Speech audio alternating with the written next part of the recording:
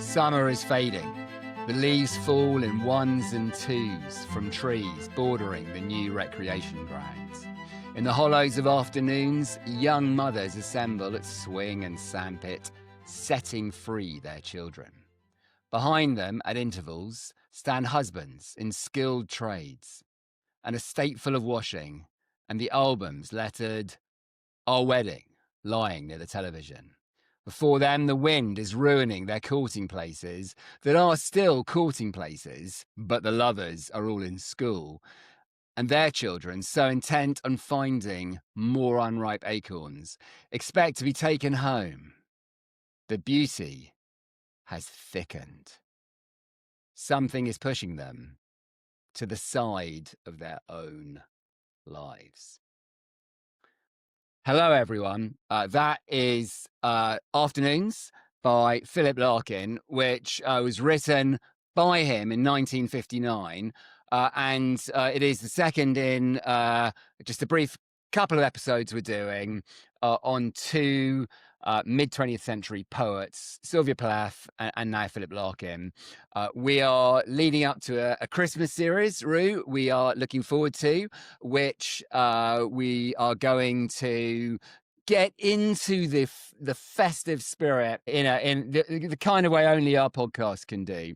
We're going to cover Charles Dickens' Christmas Carol and then some other very Christmassy things indeed. But next week, we're actually going to do an episode on Frankenstein as a sort of a slight break with schedule, but also as a taster of what we're doing in the new year, which is 19th and early 20th century novels, which F.R. Leavis did not include in his Great Tradition list. And another reason we're doing Frankenstein is there's a new film out on Netflix.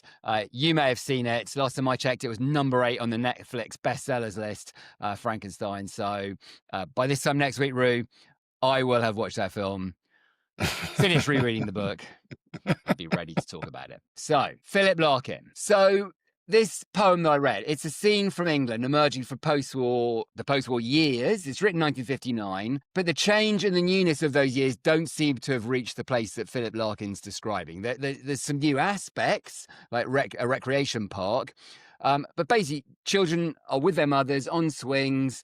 Could be lots of left behind places, but what it is, in fact, is Hull. And this is where Larkin has recently moved and where he will famously work as a librarian for the next 30 years. And the poem's got a lot of what characterizes Larkin. It's got precise and insightful description of the banal, the dreary, often the seedy side of English life. And there are things that apply to all of us that are kind of universal, which is, I suppose, the elegiac tone of the falling leaves, the fading afternoons, the falling and fading lives we all live. But it also has a positioning that we often see in Larkin, which is of him on the outside looking in. He is not one of the married ones in this poem that he's describing. He's not one of the working classes that he's describing.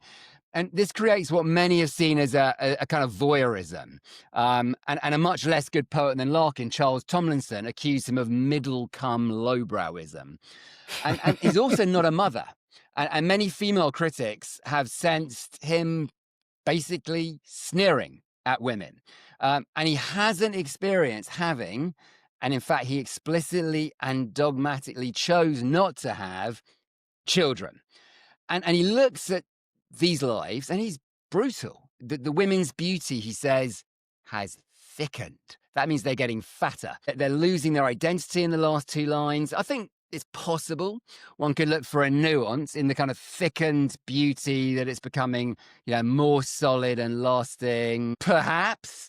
But really, what seems to be the case is the people in this poem live ugly lives, which get uglier. And that's it.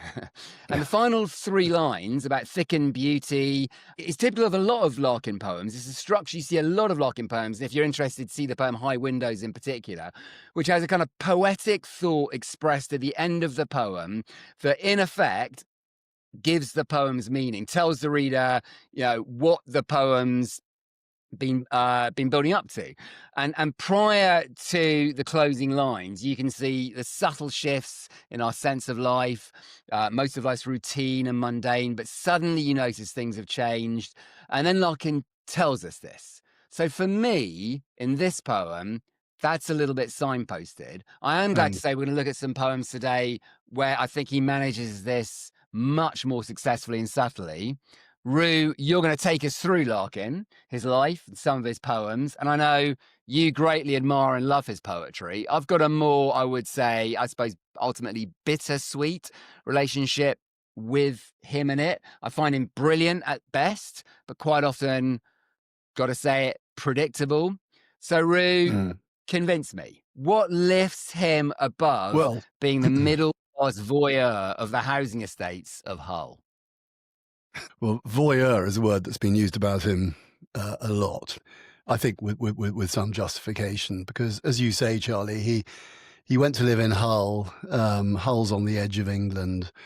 And I think he quite liked being on the outside, on the edge, looking in. And the poem that you just read describing the young mothers playing with their children in the sandpit in one of these sort of post-Second World War industrial landscapes, the husbands in skilled trades, an estate full of washing. So this is, it's partly the sort of, the golden New Jerusalem of the Labour Party in England after the Second World War. But as you say, there's a sort of desolation and almost a squalidness about it as well. And as you also said, this poem has one of the central rhythms of all his poems, where he starts off with an observation of something which might be fairly mundane and everyday, like mothers playing with their children in a recreation park. The focus withdraws from that, and he ends with one of these reflections or meditations on the nature of time, of life, the fact that death is never far away, the fact that he's a miserable old kid. But he does it, I think he does it at his best. He does it with an extraordinary deftness and beauty. So the final lines in that poem, the beauty has thickened, something is pushing them to the side of their own lives. I think that's an amazing image. And this idea that they're just doing this stuff, days are going by and suddenly something is changing. So let's have a look at Philip Larkin. Yeah. He was a grumpy old bachelor. He was a professional pessimist. He didn't believe in God. He didn't believe in any future life after death at all.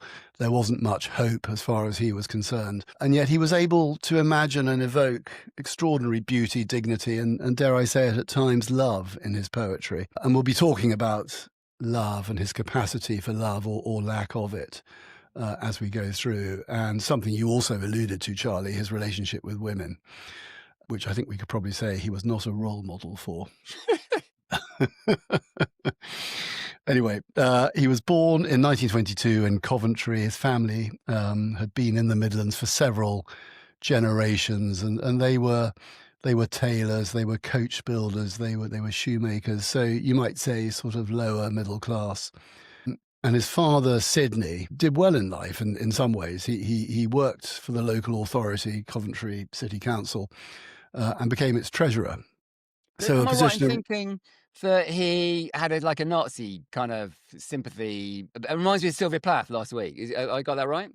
Yes, you have. Well, Larkin described his own father as becoming nihilistically disillusioned in middle age. He was very supportive of the Nazis and actually went to a couple of the big Nuremberg rallies where Hitler was, talking, and took Philip with him. And I think he had a swastika. Can you imagine this? He had a swastika in his office at Coventry Council. I mean, you wouldn't get away with that any time. You certainly wouldn't get away with it now. But he was also a lover of literature and introduced Philip to Eliot, Joyce, Hardy, all these sorts of things. They had two children, a sister as well as Philip, and the sister was almost totally ignored, and Philip was very much the focus of his father's attention. The mother was a nervous woman. Larkin said of her later that her idea was to collapse and be taken care of by her dominating husband.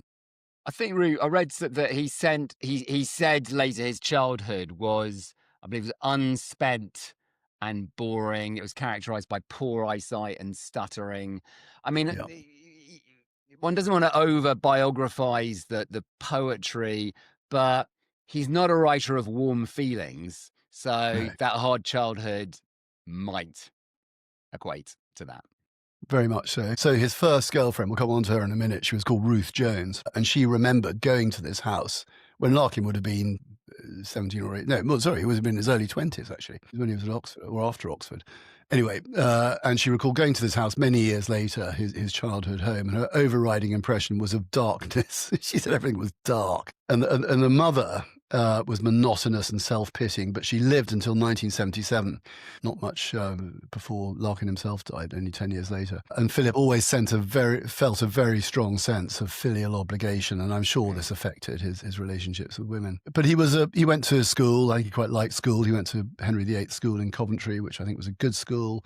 And he stayed there and eventually got into Oxford, St John's College, when he was 18 to read English in 1940, of course, during the war, and was called up like everyone else, but failed his tests due to bad eyesight, so he avoided having to go to fight. And he met the Amos at Oxford. He did. He did. There was a group of them, and I think Amos was well, obviously the one with whom he had the longest friendship.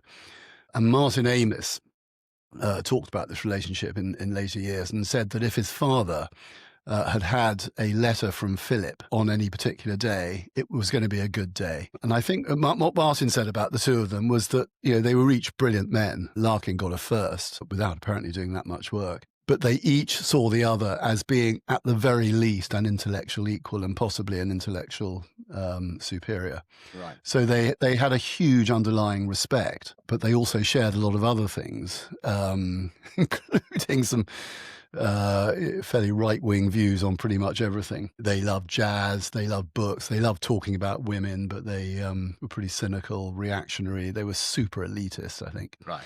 But you're right, Kingsley was a friend for life, and their letters, many of which survive to this day, are very telling. And he was the jazz correspondent of the Daily Telegraph? He was. He loved jazz. It was something I think he learned when he was a teenager. He got to know about jazz and listened to a lot at Oxford and listened to jazz all through his life. And actually, if you listen to his Desert Island discs, which is available on BBC Sounds, he chooses several jazz numbers. It's quite a stilted performance. It's interesting to listen to, but he doesn't give away very much about himself. Right. So he leaves Oxford with a first. He becomes a librarian, which he does for the rest of his life. He does a stint in a library in Shropshire. Was he a good librarian? He was a very good librarian, yes. I mean, he went to Belfast for 5 years and then became librarian at Hull when he was in 1955. So he would have been early 30s, I guess, and stayed there for the rest of his life, as I think you mentioned earlier. And it suited him, it gave him a chance to write his own prose and verse. It sort of kept him in the literary world, but it also, in a funny way, he quite liked the job, I think. He liked the idea of work. He was good at it. He was a good librarian, a good administrator, like his father. He wrote about work in his poem, Toads, which starts, "Why should I let the toad work, squat on my life?" And he goes on about this. Then later he says, "Were I courageous enough to say, stuff your pension, but I know all too well that's the stuff that dreams are made on." Note the Shakespearean reference there. He should be a poet I love, because pensions, public sector, this is my language. He says, "For something sufficiently toad-like squats in me too." So in other words, he does like work. So he wrote 2 novels, I believe, as well, which were praised, but I can't say they're on my list. Yeah, I don't know much about them. He wrote 2 novels in his 20s, well received. And his first volume, he'd been writing poetry all his life. He published his first volume in 1945, but he then went to live in Belfast, and that's where he really started hitting his stride. And his first mature collection of poems, called The Less Deceived, came out in 1955, and he only ever published two more editions of poetry, one in 1963, so nearly 10 years later, which was The Wits and Weddings, and then again 10 years later in 1974, High Windows. And it pretty much came to an end after that, with one or two exceptions, including an amazing poem called O Bard, which we'll talk about later. But after High Windows in 1974, he kind of sort of ran out of steam. Right. It was almost as though there was not much left to say. At this point, someone called Monica Jones had moved in with him. And although they weren't married, they lived together. They were both alcoholics, effectively. She certainly was. And he was terrified of death. His health was appalling. He was drinking too much. It wasn't a great last few years. And I think he was probably miserable. He said, there's a famous line in a poem he wrote called Dockery and Son, where he says, life is first boredom, then fear. And he died in 1985 of cancer. So his love life was chaotic. He had numerous affairs, and throughout his life, he seems to have had a complicated relationship with sex, rather like Woody Allen said in one of his great films after he made love to some woman. She said, that was amazing. And he said, well, I practice a lot on my own. And I think Larkin probably did quite a lot of that. Come into that. And he had a complicated relationship with sex and problems with commitment. That's certainly true. But he was clearly very attractive and attracted to a certain type of lady, sort of academic, not necessarily hugely glamorous, but bright, and women who were impressed by his intellect. But there was a seedy quality to some of his affairs. They were often illicit and often sporadic. Just very quickly, we'll run through them. When he was in Shropshire, he started a relationship with someone called Ruth Jones, who I mentioned earlier, who went to visit his house and commented how dark it was. She was an academically ambitious. She was 16 years old. She was a schoolgirl. She went on to Leicester University, and they actually got engaged for a while, but it was never really going to go any further than that. And while he was in Leicester seeing her, he met a woman called Monica Jones, who was a lecturer. And she really became, I think she was probably the love of his life. She came from the Midlands. They had a lot in common, really. She had a first-class degree in English from Oxford, and she was present to a greater or lesser extent throughout his life. And when he died, he left her his estate. She was sort of very flamboyant. She was very bright. She used to wear a kilt when she lectured on Macbeth. They ended up living together. She came to join him after he broke up with someone called Maeve Brennan. And they both just drank themselves to death. There's a recording which you can find on YouTube of them, a home recording they made of them singing a song. You can't believe they're singing it. It's all about, I won't go through the words, but it's all about black people, and it's pretty appalling.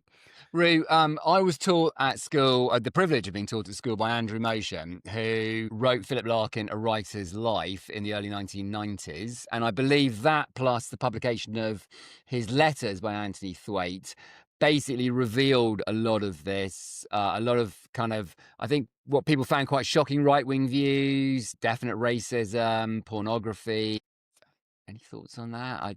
People talk about post-Motion, as in after Motion's biography, people viewed Larkin differently to some degree.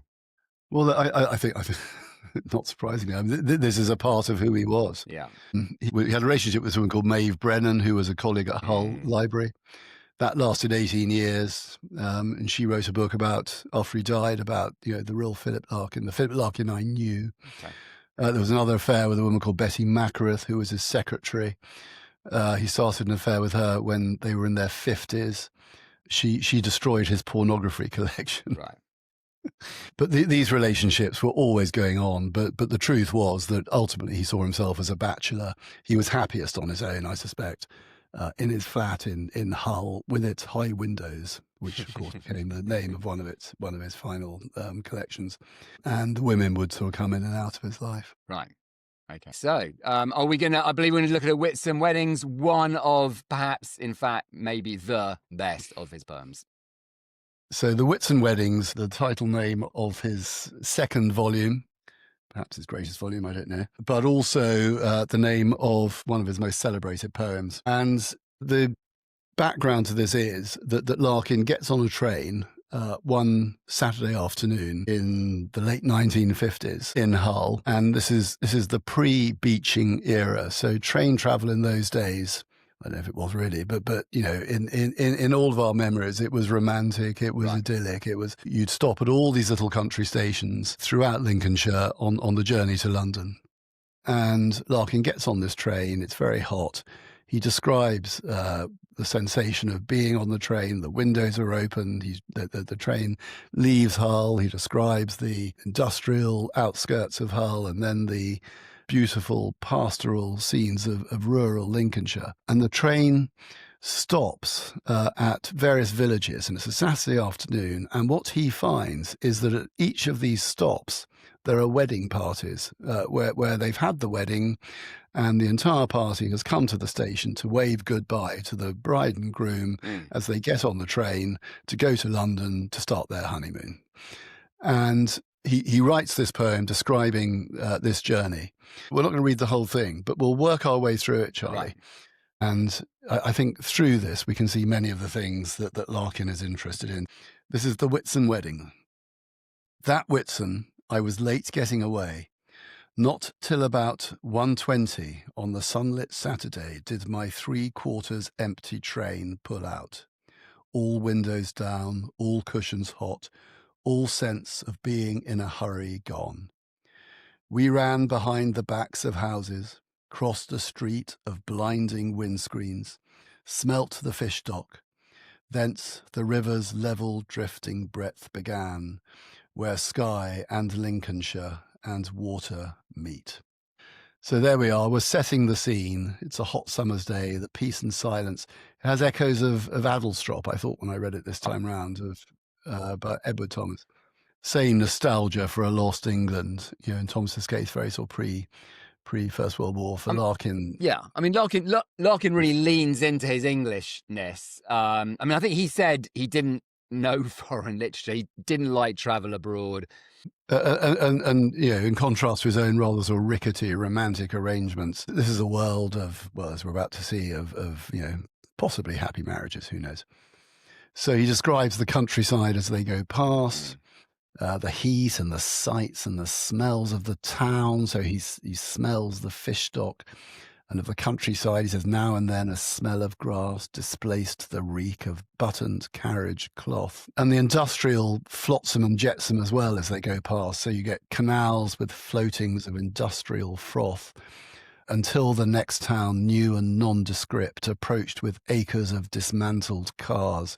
So this sort of sense of creeping urbanization, which he contrasts with the idyllic countryside. But I don't know, Charlie, is there a sense that the mess of industrialization is actually something that he feels some sort of affinity for, or it's sort of, it's a presence in the world that he can connect to because of his own sense of seediness? Maybe the latter, I'm guessing. I mean, I suppose the point would be it's not just Adlestrop. It's not just sort of bucolic English countryside. But, I mean, Larkin is very pointed in his determination to be realistic. Just a quick thing, just to add in this section of the poem, he says, he refers to porters larking with the males.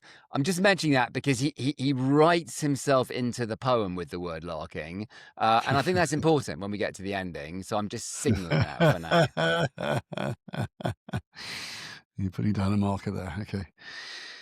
So that they stop at the local villages and the wedding parties are there. And Charlie, why don't you just read this little section where he describes an example of the people he's seeing on the platforms at the stations? Lovely, great. The fathers with broad belts under their suits and seamy foreheads, mothers loud and fat, an uncle shouting smut. And then the perms, the nylon gloves and jewelry substitutes, the lemon mauves and olive ochres that marked off the girls unreally from the rest. Children frowned at something dull. Fathers had never known success so huge. Goes on, Rue. The couples are free at last and loaded with the sum of all they saw. And I'm on a roll and I'm picking out little bits. And during this 50 minutes, a dozen marriages got underway. So, yeah. I sort of jumped ahead a bit there, but it is great description. And that word seamy, which is not a word, I think it's a word I remember our dad using, seamy, maybe of its time, but it's very descriptive. And I think he is very good. I mean, some of our younger viewers might need explaining that perms are actually to do with hairstyle. Maybe everyone knows that, and I'm is he being a bit sort of snobbish with some of this stuff? Surely not, Rue. Larkin? Snobbish? How could you say such a thing? He's almost saying, these ghastly Oh, people, of isn't course he? he is. That's exactly what he's saying. But then, that line, fathers had never known success so huge. I think that's rather wonderful. Yeah. That they've achieved this wedding, they've married their daughter. It's a big, big moment in your Yes. life, isn't it? He tries to put himself in their place. Yes, and the couples are free at last, and again loaded with the sum of all they saw. That's so Larkin-esque. Yeah. Anyway, so as you said, they eventually this train, more and more of these people have got on at various different stations. They get to London, and we read during this 50 minutes, a dozen marriages got underway. They approached London, and Odeon went past a cooling tower, someone running up to bowl. So you've still got these images of England and all these marriages beginning. Yeah. I'm just going to mention a point about that, Ruth. The Odeon, the cooling tower, someone running up to bowl, that's observed not by Larkin, but the couple. So when Larkin first gets on the train, in his kind of conceit, he's pretty much alone on the train. He's got it to himself, is kind of the implication. And then these couples join him. It says, loaded with the sum of all they saw, we hurried on to London. And it then becomes them who observe. So they watch the landscape sitting side by side, and Odeon went past. So what you've got there at the end of the poem is not Larkin observing the countryside, which is what the poem starts with, but Larkin observing others, observing the countryside. It's just that he has shifted himself into voyeur. He's watching the people because that's what he wants to do. Yeah, no, very good. And in that same verse, the penultimate verse, he says, none thought of the others they would never meet, or how their lives would all contain this hour. It's beautiful. I love that. Yeah. Yeah. So then we come to the final verse, and there's a lot in here. I know you've got some views on this. There we were aimed, i.e. London. And as we raced across bright knots of rail, past standing Pullmans, walls of blackened moss came close, and it was nearly done, this frail travelling coincidence. And what it held stood ready to be loosed with all the power that being changed can give. We slowed again, and as the tightened brakes took hold, there swelled a sense of falling like an arrow shower sent out of sight, somewhere becoming rain. And I think this is an absolutely beautiful evocation of the idea that all these people whose lives have been in the same place physically and, in terms of just being married, but they never knew each other. They'll never see each other again. They're all in the train for this brief journey. They arrive and then they leave. And this sense of a trajectory being formed, and you don't know where it's going to land. It's where your life's going to go, but you don't know it. The arrow, what's the line? The arrow shower sent out of sight, somewhere becoming rain. And funny enough, it's a line that I heard used, I thought, to brilliant effect by someone giving a valedictory, a sort of farewell address to a group of sixth formers at a school. Right. They read these lines and explained that the students were in a similar position, that they'd been together in the same place, but they were now going to be scattered to the world, and who knows where they were going to land. I think it's very beautiful. What do you think, Charlie? I don't disagree with that. I don't disagree that final simile partly aims to create a sense of beauty and transcendence. But, and I probably need to give a health warning, especially to our mother, Rue, if she's listening. So this is a poem by and about a single middle-aged man who rejects marriage, rejects having children, rejects love. And the narrator has just been watching a parodic excess of the embodiment of what he rejects. So newly married couples, and they're getting into his personal space on the train. And so it's unlikely in my mind to be a celebration. And in the final verse, the sense of parody that I think is there in the poem, it's developed with this reference to Cupid in the arrow and the line, there we were aimed. So it's kind of a mock version of love in a way, I think, already. But how does Larkin see love? So, Rue, I'm going to read some words and phrases in isolation from the final stanza you just read as follows. Knots, that's K-N-O-T-S, came, it was nearly done, held, ready to be loosed, with all the power, slowed again, tightened, hold there, swirled, a sense of falling, like an arrow shower. No, somewhere becoming rain. So No. what this field of diction, Rue, suggests to me is masturbation. And the No. clue is in the phrase, the penultimate line, sent out of sight, suggesting the narrator's been sent somewhere by himself, where he experiences all that diction of holding, tightening, swelling, and arrow showers. So it figures that the middle-aged loner and loser is on the outside, as always, seeing all these loved-up couples, and gloomy, drab old Philip goes to the toilet to relieve his frustrations in what was Charlie. probably his usual way. And, if you don't believe me, Larkin's poems have several references to masturbation. And I'm going to read the opening line to Love Again, which opens, Love Again, wanking at 3:10. So here's the thing, though. I don't think I can be the only person ever to have read this poem this way, but I've got to admit, I've sort of researched this, and I can't find anyone else, so I've got to be open to being wrong or mad about it. But not only does it make sense to me, to my mind, it makes this a far better poem. So what might, to me, be another typically slightly winsome generic Larkin ending, lots of his voyeur description ending with a kind of classic epiphany in the final stanza. In fact, what that is balanced with, and I don't disagree that it's there with it in its beauty, but it's balanced with a kind of dark, very bitter humor. And it's bleak, hard-hitting, but I think it's bleak in a beautiful way. And I think, particularly if I'm going to use the word beautiful as something so seamy, it's self-deprecating. It's a joke at his own expense. And it's firing back at those who, like I referred to him earlier, Charles Tomlinson. He said he had a tenderly nursed sense of defeat. Larkin knows this, knows he's a seamy old so-and-so, and kind of just threads in, I think subtly, so very few people see it, but threads in a kind of really dark, seedy joke at the same time as giving us that beauty. And I think actually allows him to really successfully present what you described, the beauty of the image in the final stanza. That's what I think. Well, I think our listeners will have to decide for themselves. It's I'll never be able to look at that poem again in the same way. But you may be right. Who knows? We're not giving an academic podcast here, but I think this is a brilliant technical achievement. This poem, Indeed. He worked on it for over a year, and there were 30 or 40 pages of revisions and workarounds. Very quickly, I'm going to do a tiny bit of analysis on it. So the rhyming, if you actually read if you look at the way the poem is written, the rhyming structure is very tight.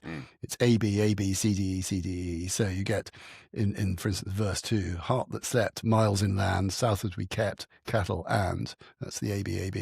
You get industrial froth, hedges dipped, smell of grass, carriage cloth, nondescript, dismantled cars. So that rhyming, that scheme works the whole way through. Each verse is 10 lines. 9 of them are I'm sure our listeners are now familiar with this, having listened to this podcast before. They're called iambic pentameters, is what Shakespeare used on the whole.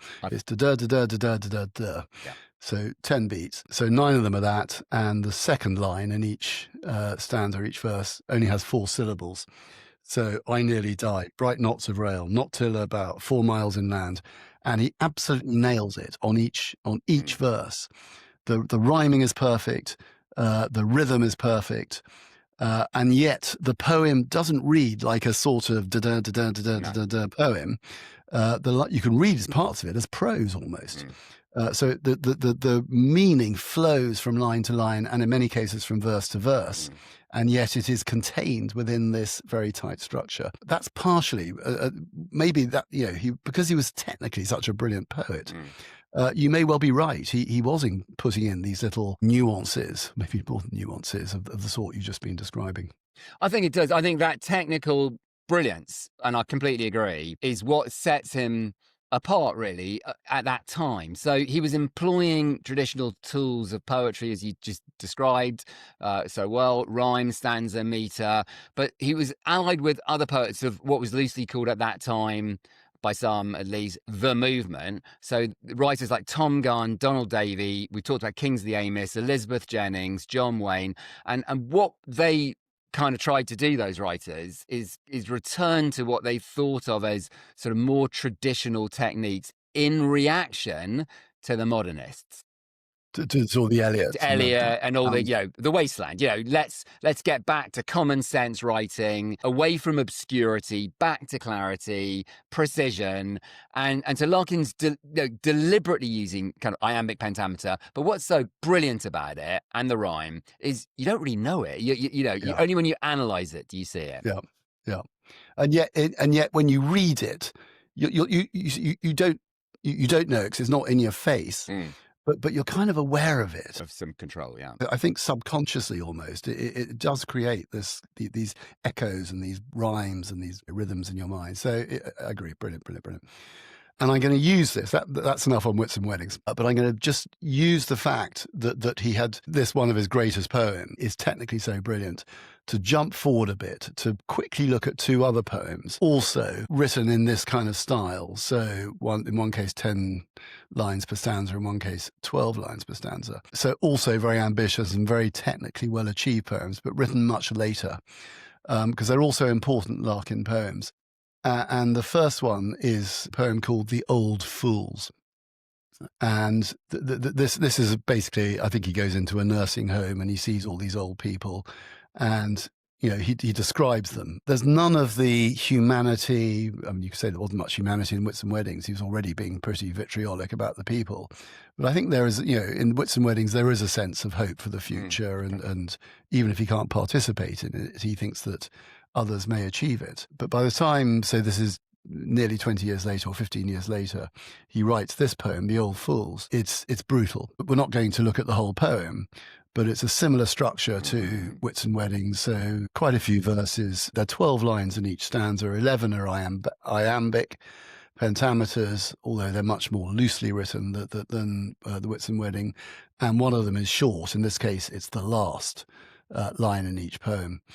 So I just read a couple of lines to give you a flavour of the poem and also a flavour of the rhythm. So he's describing the inhabitants of this care home. He says, their looks show that they're for it. Ash hair, toad hands, prune face, dried into lines. How can they ignore it? And, you know, he looks at these people, he describes them, and there's nothing other, I think, than just a sense of desolation. That you know, they're ruined human beings. They're going to die soon. He knows he's going that way as well. It's a very bleak and bitter poem. Robert Lowell, one of America's great 20th century poets, wrote of Larkin's poetry, it's a hesitant, groping mumble, resolutely experienced, resolutely perfect in its artistic methods. I love that quote because it combines that groping mumble. It's like, there's Larkin just talking about everyday trivial things, but artistically perfect. And the other of these late poems I want to look at this point, I think one of his greatest poems is called O Bard. Now, Ruth, just quickly before we get into it, it's an un-Larkin title, I think. But there's a word play under that title, especially if you read it in a Hull accent, which is OH, new word, BAD. Oh, bad, something like that. So I think there's a joke there. Yeah, just thought I'd say that. And O Bard. O Bard, maybe. O Bard. Okay. Yeah. But it written in 1977. So after he had published his final collection of poems, High Windows, in 1974, he wrote this as a one-off. I can't remember exactly what the context was. But it's a meditation on death. And he wakes up at 4 a.m.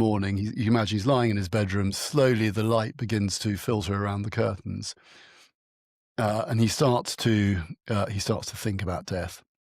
So these are the opening lines. In time, the curtain edges will grow light. Till then, I see what's really always there: unresting death, a whole day nearer now, making all thought impossible.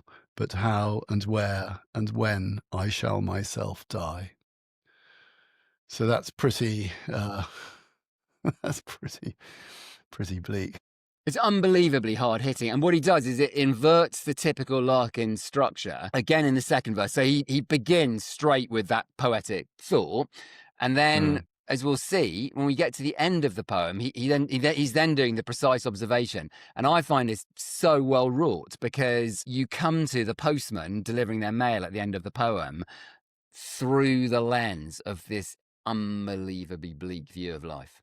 So there he is, lying in the dark. And why is he so frightened of death? Well, he says this: it's not in remorse, the good not done, the love not given, time torn off unused. So it's not those things he's worried about. It's this: but the total emptiness forever, the sure extinction that we travel to and shall be lost in always, not to be here, not to be anywhere, and soon. Nothing more terrible, nothing more true. Mm. Is there anything that can help him? Well, religion's no help. He calls religion that vast, moth-eaten musical brocade, created to pretend we never die. And he says courage is no good. It means not scaring others. Being brave lets no one off the grave. But then the morning light comes into the room and the world begins to get up, and there's a sense of life going on elsewhere. And he has these images of a sort of inanimate world without humans in it beginning to function again. So the closing, Charlie, why don't you read these closing lines? Meanwhile, telephones crouch, getting ready to ring in locked-up offices, and all the uncaring, intricate, rented world begins to rouse. The sky is white as clay, with no sun. Work has to be done. Postmen, like doctors, go from house to house. Yeah, it just comes back to the specific beautifully. I agree. And one of the things that struck me when I read it this time around, it's a kind of melancholy acceptance of the way things are. The world of inanimate objects is kind of waiting out there. So telephones crouch, waiting to ring. And there's a sense of a machine grinding away. He talks about the uncaring, intricate, rented world, uncaring world. And it reminds me of an analogy that Joseph Conrad once made, in which Joseph Conrad was famously a sort of had a sort of nihilistic view of the world, and certainly did not believe in any kind of life after death. He thought the whole thing was a complete accident. And Conrad says of the world, or the universe, I should say, he likens it to a knitting machine, and he says it knits us in and it knits us out. It has knitted time, space, pain, death, corruption, despair, and all the illusions, and nothing matters. I think I'm not saying Larkin is quite that absolute, but he felt the existence of impersonal forces directing events, and he called it a machine as well. In a poem called "The Life with a Hole in It," he wrote something about this. He said, "Life is an immobile, locked, three-handed struggle between your wants, the world's for you, i.e. the world's wants for you, and worse, the unbeatable slow machine that brings what you'll get." Okay. Ruth, there's a critic called Brian Appleyard who said that of the writers who've adopted a personal pose of extreme pessimism and loathing of the world, none have done this with such a grinding focus on littleness and triviality as Larkin. Now, there are some Larkin poems where I can sort of, like, I don't know if you know Mr. Bleeny, or even the one I read at the start, Afternoons, where, an aspect of that kind of, I think that's a very extreme quote, but kind of can ring true. But what I see here is, yes, it's pessimistic, but Larkin is, by voicing that pessimism and melancholy, I think almost creating the space for us to understand it, to feel it, to move on from it. So those three poems we just looked at, Whitsun Weddings, The Old Fools, and Aubade, are three major poems on his reputation is partly built. They're all technically amazing achievements. Anyone who's interested in Larkin should just go and have a look at them again. Yeah. And just read them because they're beautiful, but also look at what he's doing with rhyme and meter and rhythm and so on. It's extraordinarily effective and brilliantly done.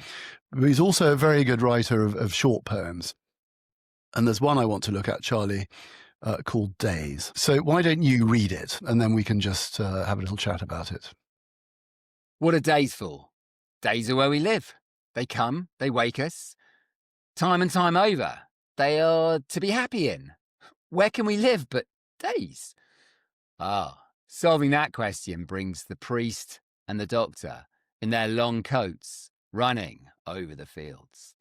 What do you make of that? Well, it's witty because the first stanza is odd, isn't it? What are days for? It's almost like the kind of conversation you'd have, after a few pints of beer down the pub. You just be completely silly. What are days for? Eh? It's a kind of nonsensical question. And someone else says, oh, days are where we live, aren't they? It's kind of almost like a silly dialogue. And then he goes, And then he says something that goes from the extreme of colloquialism to the extreme, I think, of almost like literariness.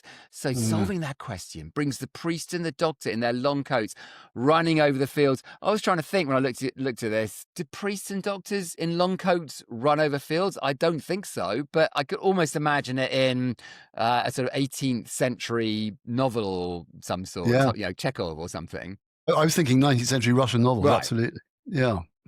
This or Chekhov play or something, or Tolstoy. But one of the lines there is, one of the things days are for is they are to be happy in. Well, not for Larkin. So I think it's poems. You read poems, and they're not like crossword puzzles, are they? They don't give you an answer. There's not a solution. There's not a a sort of pat result that you should come out with where you can explain it. And sometimes they're puzzling. And they make you think, and they leave images in your mind.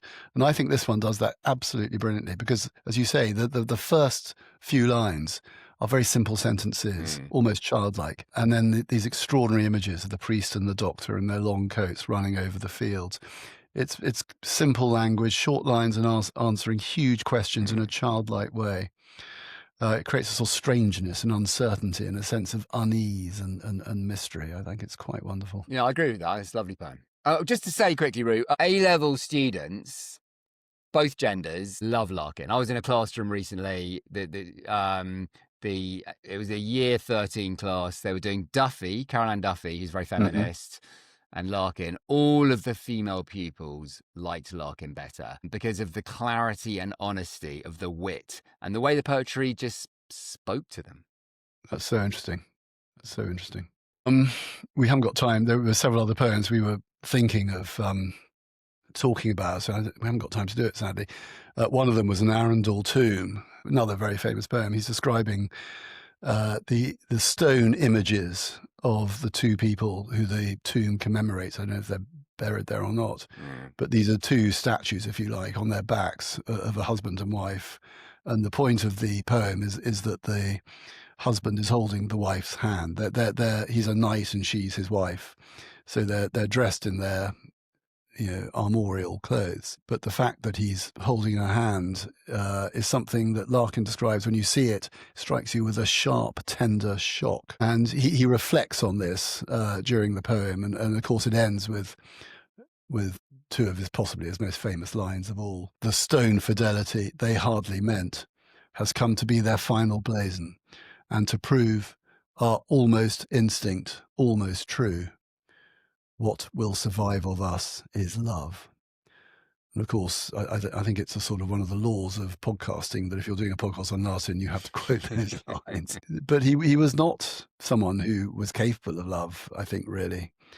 And this made him sad. I'm sure it did. Yeah, he was cynical. He was gloomy.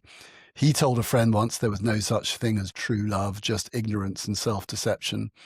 And a friend of his called Noel Hughes said that he was incapable of loving anyone. Yeah, he just couldn't give anything of himself. And I think I've got to be honest. I don't find this poem very convincing for exactly that reason. I feel like he's not been true to himself. I feel like Hardy, Thomas Hardy, Proust, Beckett, he has a grinding determination to prove that love does not exist.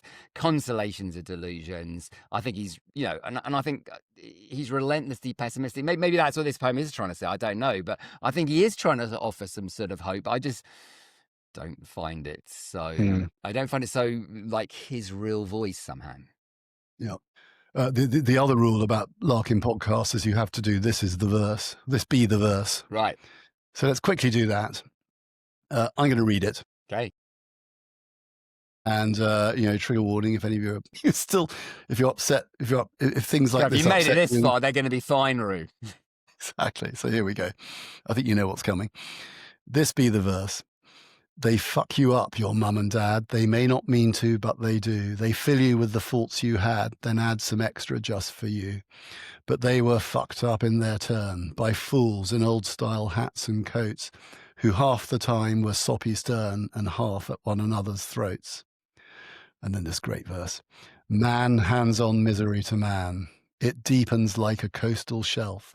So get out quickly while you can and don't have any kids yourself. That's a juxtaposition of those really rather wonderful lines. Man hands on misery to man. It deepens like a coastal shelf. And then, get out quickly while you can and don't have any kids yourself, where he's being flippant and, I think that's deliberate. It's what he thinks, but he's also being funny. It's bringing himself down from his high horse to a certain degree. Exactly. So that's that. And we're going to conclude this podcast. I'm going to indulge myself by reading, I think, one of his greatest poems, which is 1914. But before we do that, Charlie, we should sort of wind up a little bit. We have to give this a score. We have to give Larkin a big score. I'm sure you've thought about this, so have I. And just remind people a little bit about what's coming up next on the podcast, which I know you did at the start, but there's no harm in repeating it. So in terms of where he ranks, why don't you go first on this, on our big scale? He's a very fine poet. He technically brilliant. Of his generation of poets, he is the one who, writing in the post-war period, who I think, voiced his time, so to speak. But I've sort of also talked about how I think that there's variance in the quality. I think he has some absolutely superb poetry. Is he a 5 or a 6? So 6 on our scale is superb but not great. So he's definitely not above that. In my mind, somewhere just below great. And then a 5 is very fine but ultimately limited. Wonderful writing, proper originality. I don't know if he's that. I gave Sylvia Plath a 6 through. I'm going to put, Larkin in, I think, in the same place as Sylvia Plath. I think, where he's good. I mean, I suppose I've sort of put myself as criticising him in some ways. And I think there are things to criticise. But I also think what is there to praise is so fantastic that, I think he is quite preeminent among English 20th century poets. I really, really love his poetry. I always have, and the older I get, the more I like it. And I think his technical skills are remarkable. They really are. I think he's a very, very, very good poet indeed. And I was thinking about it. Since he died, are there any other poets remotely at his level who are writing today? Maybe there are, but I'm not sure who they are. And there's a whole other subject for another podcast. The future of poetry, and if it's possible to write poetry which is widely known and a part of the mainstream discourse of literature. But he really, really was. For me, he's by some way the greatest English poet of the second half of the 20th century, and there's certainly been no one better since. He may well be, as far as I'm concerned, the greatest poet who's written in English in that period. I think he's great. I think he's great. He's slightly flawed, absolutely, but he's great. And for me, that's a 7. So on this one occasion, Charlie, I'm above you. Just so generous. So there we are. So, well, thank you all for listening. We're going to conclude with me, as I say, reading this wonderful poem. But before we do, just as Charlie mentioned at the start, we're coming up next week with a special episode. I think the podcasting convention is to call this an emergency episode on Frankenstein, because this new Guillermo del Toro film is out. So we're going to watch it. We're going to reread Frankenstein. Great book. And Charlie's going to lead that one. And after that, we've got some Christmas episodes. And then in the new year, we've got a major series coming up on major novels, which hopefully you'll all enjoy. So we hope you'll join us for that. Thanks so much for listening. And as I say, I'm going to indulge myself by reading, I think, one of Larkin's very greatest poems, which is 1914. The title is written in Latin script, so MCMXIV. And that gives it a sort of memorialistic quality, I think. And think of the photographs that you sometimes see of the recruitment lines for people signing up to enlist at the start of the First World War, and the people who were there, black and white, in their Sunday best clothes, grinning away. That's kind of where we are. So here we go. Those long, uneven lines. standing as patiently as if they were stretched outside the Oval or Villa Park. The crowns of hats, the sun on moustached, archaic faces, grinning as if it were all an August bank holiday lark. And the shut shops, the bleached established names on the sunblinds, the farthings and sovereigns and dark-clothed children at play called after kings and queens, the tin advertisements for cocoa and twist, and the pubs wide open all day. And the countryside not caring, the place names all hazed over with flowering grasses and fields shadowing doomsday lines under wheat's restless silence. The differently dressed servants with tiny rooms in huge houses, the dust behind limousines. Never such innocence, never before or since, as changed itself to past without a word. The men leaving the gardens tidy, the thousands of marriages lasting a little while longer. Never such innocence again. Goodbye, everyone.